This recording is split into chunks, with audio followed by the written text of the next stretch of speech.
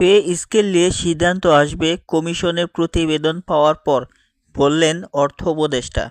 বিস্তারিত। সরকারি কর্মকর্তা কর্মচারীদের বহুল আলোচিত নতুন পে স্কেল বিষয়ে পে কমিশনের প্রতিবেদন পাওয়ার পরই চূড়ান্ত সিদ্ধান্ত নেওয়া হবে বলে জানিয়েছেন অর্থ উপদেষ্টা ডাক্তার সালেউদ্দিন আহমেদ। তিনি আশা প্রকাশ করে বলেন, কমিশনের ২১ সদস্য বিষয়টি বিস্তারিতভাবে পর্যালোচনা করেছেন এবং খুব শীঘ্রই তারা সরকারের কাছে প্রতিবেদন জমা দেবেন। আজ মঙ্গলবার ১৩ জানুয়ারি সচিবালয়ে সরকারি ক্রয় সংক্রান্ত উপদেষ্টা পরিষদ কমিটির বৈঠক শেষে সাংবাদিকদের প্রশ্নের জবাবে তিনি এসব কথা বলেন।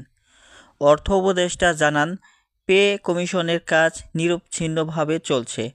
বিভিন্ন পক্ষ থেকে কমিশনের কাছে মতামত ও প্রস্তাব দেওয়া হয়েছে। কেউ লিখিতভাবে, কেউ সরাসরি সাক্ষাৎ করে নিজেদের বক্তব্য তুলে ধরেছেন। এসব বিষয়ে বিবেচনা করেই সুপারিশ চূড়ান্ত করা হচ্ছে। তিনি বলেন, পে স্কেলটা নিয়ে পে কমিশন কাজ করছে। একেবারে থেমে নেই তারা, নিরবচ্ছিন্নভাবে কাজ করছেন, আমাদের সঙ্গে যোগাযোগও রাখছেন।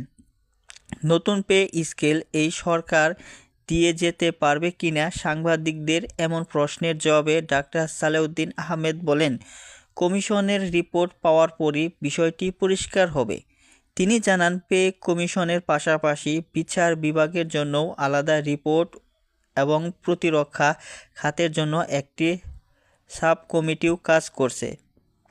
এর আগে বাংলাদেশ ব্যাংকের গভর্নর নির্বাচনের আগে নতুন পে স্কেল সম্ভব নয় বলে মন্তব্য করেছিলেন। এ বিষয়ে দৃষ্টি আকর্ষণ করলে অর্থ উপদেষ্টা বলেন, পে স্কেলের বিষয়ে গভর্নরের কিছু নেই। তিনি ব্যাংক সংক্রান্ত বিষয়ে মতামত দিতে পারেন। পে স্কেল সরকারের সিদ্ধান্ত। নতুন পে স্কেল বাস্তবায়ন করা হবে কি না এমন প্রশ্নে অর্থ উপদেষ্টা বলেন, রিপোর্ট হাতে পেলেই বিষয়টি স্পষ্ট করা যাবে।